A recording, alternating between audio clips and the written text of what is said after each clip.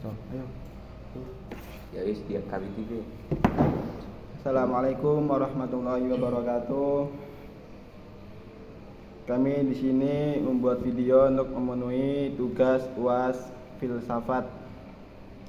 Di sini kami akan membahas tentang Sokrates. Sebelum kami membahas tentang Sokrates, kami izin memperkenalkan diri dulu.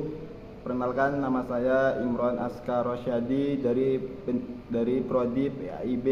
Dan saya Muhammad Idris Al-Haj dari Prodi PAIB. Di sini kami akan menjelaskan apa itu Sokrates. Sokrates adalah hidup pada masa perkembangan pemikiran sofisme. Kemampuannya dalam menggunakan metode dialog pembuatnya memperoleh simpati dari para pemuda. Sementara itu Sokrates dimusuhi oleh para penganut kepercayaan dewa dan Tuhan karena dianggap merusak moral para pemuda dan menolak keberadaan dewa atau Tuhan yang diakui oleh negaranya. Terus Sokrates merupakan salah satu tokoh yang mulai memperkenalkan istilah filsafat di lembaga pendidikan. Sokrates menggunakan metode filsafat yang dikenal sebagai metode kebidanan yang menjadi awal perkembangan metode induktif secara de facto. Terus sini pemikiran Sokrates mempengaruhi muridnya yaitu Plato dan kemudian ke Aristoteles yang merupakan murid dari Plato. Pengaruh pemikiran Sokrates menyebar dari negaranya yaitu Athena hingga ke dunia barat. Pemikirannya yang utama adalah mengenai filsafat moral atau etika.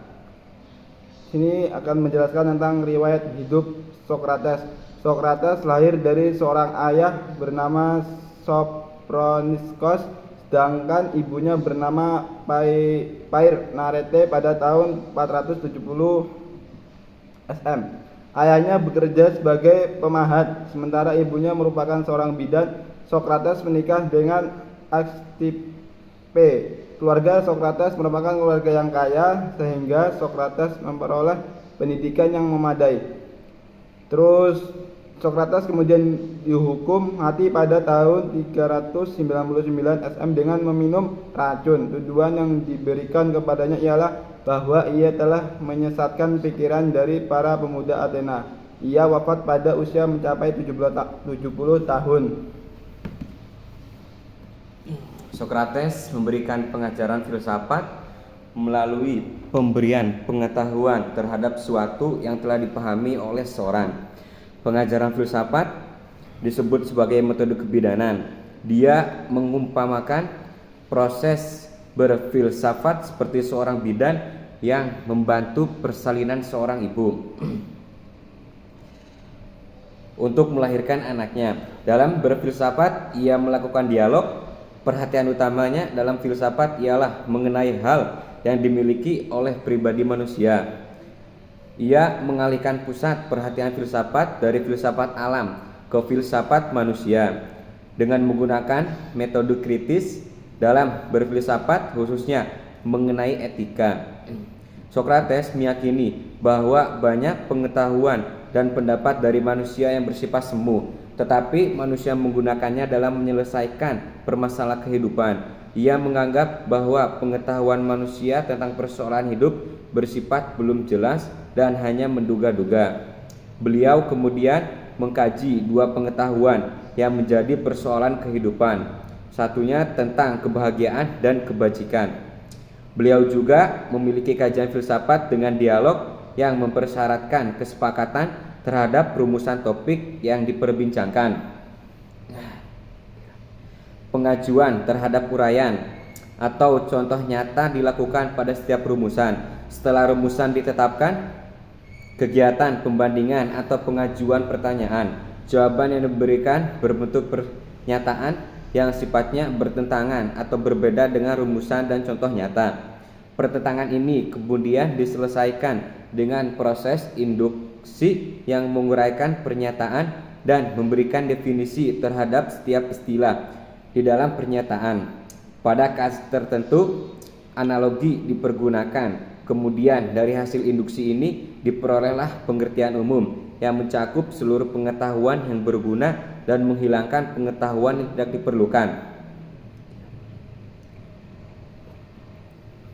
Pemikiran filsafat dari Sokrates berpengaruh terhadap praktik dalam teori pendidikan di dunia barat, khususnya di bidang pengajaran. Beliau mengembangkan pengajaran dengan metode dialektika. Fungsi dari pengajarannya adalah untuk melatih kecermatan individu dalam berpikir dan menguji dirinya sendiri, serta memperbaiki pengetahuan yang telah diketahui sebelumnya. Metode Sokrates dimanfaatkan dalam pendidikan untuk mengembangkan pengetahuan peserta didik secara mandiri dan tidak sepenuhnya dipengaruhi oleh pemikiran dari pendidiknya.